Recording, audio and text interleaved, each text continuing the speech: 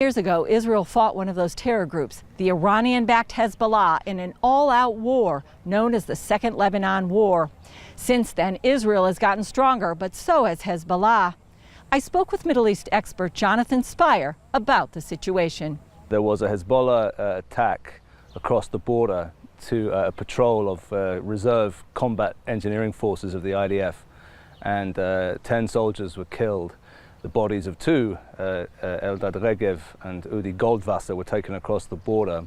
And on July 12, 2006, the Israeli cabinet took the decision to respond to that attack across the border in a very determined way, and effectively took the decision to hit Hezbollah very hard to try to rebuild Israel's deterrence. And as a result, a war of 33 days erupted. Is Israel better prepared, do you think, now than they were in those days? Yeah, I think Israel is better prepared, because I think the army underwent, something of a not want to say transformation, but a change of focus following the 2006 war, understanding that Hezbollah is an enemy of a different nature, that Hezbollah is the main ground threat to Israel today, and that requires an army, effective and able to respond to them. And so, yes, certainly Israel's better prepared. We should also, however, note that Hezbollah is better prepared too.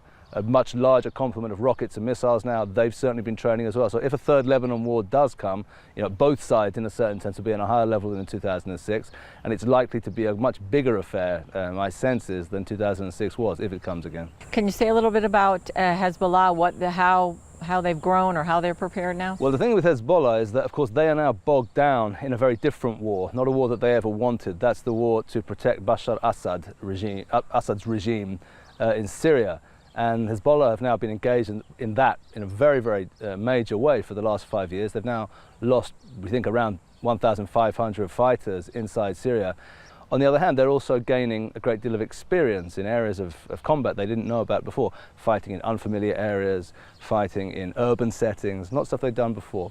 So, there's a sense in which they're learning as well. But the bottom line is, for as long as the Syrian war continues, it is extremely unlikely that Hezbollah will be able to afford itself the luxury, so to speak, of hitting at Israel and opening up a second front against an enemy, vastly more powerful than the Syrian rebels they're currently engaged in fighting against.